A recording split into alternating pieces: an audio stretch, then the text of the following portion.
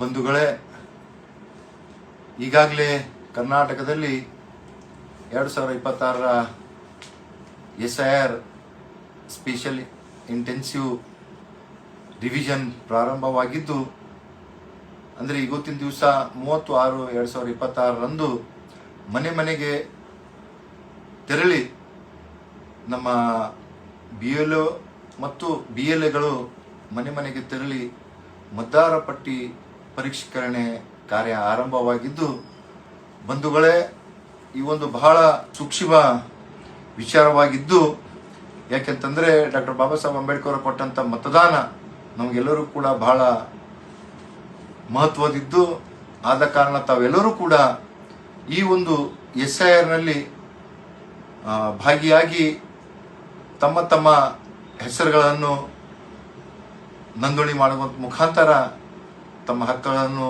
ಪಡಿತಕ್ಕಂಥದ್ದು ಮತ್ತು ಈ ಒಂದು ಪ್ರಕ್ರಿಯೆಯಲ್ಲಿ ಏನು ತಮ್ಮ ಮನೆಗೆ BLO ಮತ್ತು BLA 2 ಬಂದು ತಮಗೆ ಒಂದು ಫಾರಂ ಕೊಡ್ತಾರ, ಎನ್ಯುಮರೇಷನ್ ಫಾರಂ ಅಂತ. ಆ ಫಾರಂ ಅನ್ನು ತಾವು ತುಂಬಿ ಮತ್ತು ರಿಟರ್ನ್ ತಾವು BLOಗೆ ಹಿಂತಿರಿಸಬೇಕು. ತಮಗೆ ಏನ ಆ ಫಾರಂ ತುಂಬೋದ್ರಲ್ಲಿ ತಿಳಿದಿಲ್ಲ ಅಂತಂದ್ರೆ BLOನು ಕೂಡ ತುಂಬಿ ಕೊಡಬಹುದು. ಮತ್ತೆ ನಮ್ಮ ಪಕ್ಷದಿಂದ BLA ಏನು ಬರ್ತಾ ಇದ್ದಾರೆ ಅವರು ಕೂಡ ತುಂಬಿ BLOಗಳನ್ನು ಕೊಡ್ತಂಥದ್ದು ಇದೆ. ಮತ್ತು ವಿಶೇಷವಾಗಿ ಎಲ್ಲ ನನ್ನ ಯುವಕರಲ್ಲಿ ವಿನಂತಿ ಮಾಡ್ತಾ ಇದ್ದೀನಿ, ತಮ್ಮ ವಯಸ್ಸು 18 ತುಂಬಿದ ಮೇಲೆ ತಾವು ಕೂಡ ಮತದಾನದ ಒಂದು ಇದರಲ್ಲಿ ಅರ್ಹರಿರ್ತೀರಿ. ತಾವು ಕೂಡ ಈ ಒಂದು ಫಾರಂ ನಂಬರ್ 6 ತುಂಬಿ ಕೊಡುವಂತ ಮುಖಾಂತರ ತಾವು ಕೂಡ ಮತದಾರ ಪಟ್ಟಿಯಲ್ಲಿ ತಮ್ಮ ಹೆಸರು ಬರಬೇಕು, ತಾವು ಕೂಡ ಮತದಾನ ಹಕ್ಕನ್ನು ಪಡಿತಕ್ಕದಂತ ನಾನು ತಮ್ಮಲ್ಲಿ ವಿನಂತಿ ಮಾಡ್ತಾ ಇದ್ದೀನಿ. ಮೊನ್ನೆ ಏನು ಹುಮ್ನಾಬಾದ್ನಲ್ಲಿ ಕಾಂಗ್ರೆಸ್ ಪಕ್ಷ ವತಿಯಿಂದ ಈ SIR ಬಗ್ಗೆ ಒಂದು ಸಭೆ ಇಟ್ಟಿದ್ರು. ಆ ಒಂದು ಸಭೆಯಲ್ಲಿ ಇಲ್ಲಿನ ಮಾಜಿ ಶಾಸಕರಂತ ರಾಜಶೇಖರ್ ಪಾಟೀಲ್ ಅವರೊಂದು ತಪ್ಪು ಗೊಂದಿಸುವಂತ ಮಾಹಿತಿ ಕೊಟ್ಟಿದ್ದಾರ. ಏನಂತಂದ್ರೆ ಅವರ ಒಂದು ರಾಜಕೀಯ ಜೀವನದಲ್ಲಿ 40 ವರ್ಷದ ರಾಜಕೀಯ ಜೀವನದಲ್ಲಿ ಈ SIR ಯಾವಾಗ್ಲೂ ಕೂಡ ನೋಡಿಲ್ಲ. 2026ರಲ್ಲೇ ಮೊಟ್ಟ ಮೊದಲಿಗೆ ಬಂದಿದೆ ಅಂದಿದಾರ.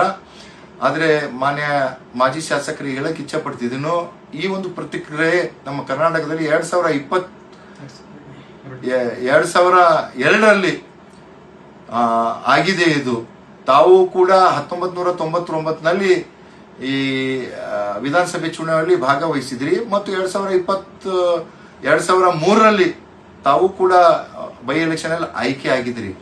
ಆದ್ರೆ ತಾವು ಎಲ್ಲೋ ಒಂದು ಇದು ಅನಿಸ್ತಾ ಇದೆ, ತಮಗೂ ಕೂಡ ಮಾಹಿತಿ ಕೊರತೆ ಇದೆ ಅಂತ.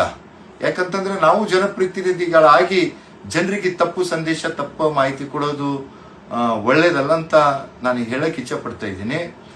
ಹಾಗೆ ಈಗಾಗಲೇ ನಮ್ಮ ಭಾರತೀಯ ಜನತಾ ಪಕ್ಷ ವತಿಯಿಂದನೂ ಕೂಡ ನಮ್ಮ ಹುಮ್ನಾಬಾದ್ ಮತಕ್ಷೇತ್ರದ 255 ವಾರ್ಡ್ಗಳಲ್ಲಿ ಕೂಡ ನಮ್ಮ BLA 2 ಮತ್ತು BLA 1 ಇದ್ರ ಬಗ್ಗೆ ಬಹಳ ಸೂಕ್ಷ್ಮವಾಗಿ ಕೆಲಸ ಮಾಡ್ಕೊಂಡು ಹೋಗ್ತಾ ಇದ್ದಾರ.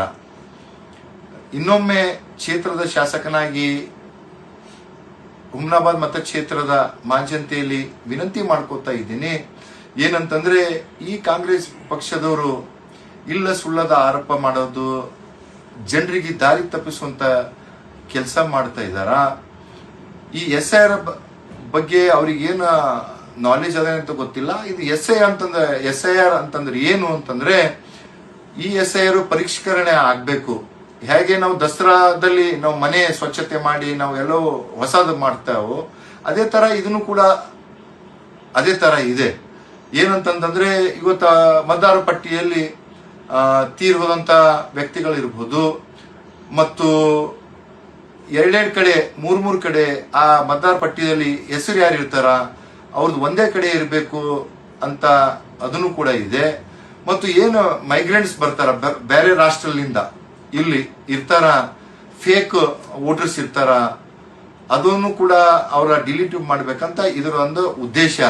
ಇದರ ಉದ್ದೇಶ ಮತ್ತೆ ಬೇರೆ ಯಾವುದಿಲ್ಲ, ಅವ್ರದ್ದು ಇವ್ರದ್ದು ಡಿಲೀಟ್ ಮಾಡ್ಬೇಕಂತಿಲ್ಲ. ಯಾಕೆ ಪ್ರಜಾಪ್ರಭುತ್ವದಲ್ಲಿ ಎಲ್ಲರಿಗೂ ಕೂಡ ಮತದಾನ ಮಾಡುವಂತ ಹಕ್ಕಿ ಇದೆ. ಆದ್ರೆ ಇಲ್ಲಿ ಕಾಂಗ್ರೆಸ್ನವರು ಇಲ್ಲ ಸಲ್ಲದ ಸುಮ್ಮನೆ ಜನರಿಗೆ ಭಯಭೀತರಾಗಿ ಜನರಿಗೆ ನಿಮ್ದು ಓಟ್ ಡಿಲೀಟ್ ಮಾಡ್ತಾರೆ ಬಿಜೆಪಿದವರು ಅದು ಇದು ಅಂತ ಸುಮ್ಮನೆ ಆಪಾದನೆ ಸುಳ್ಳು ಹೇಳಿಕೆಯನ್ನು ಕೊಡ್ತಾ ಇದ್ದಾರ. ಇದು ಮತದಾನ ಹಕ್ಕು ತಮ್ಮ ಹಕ್ಕು.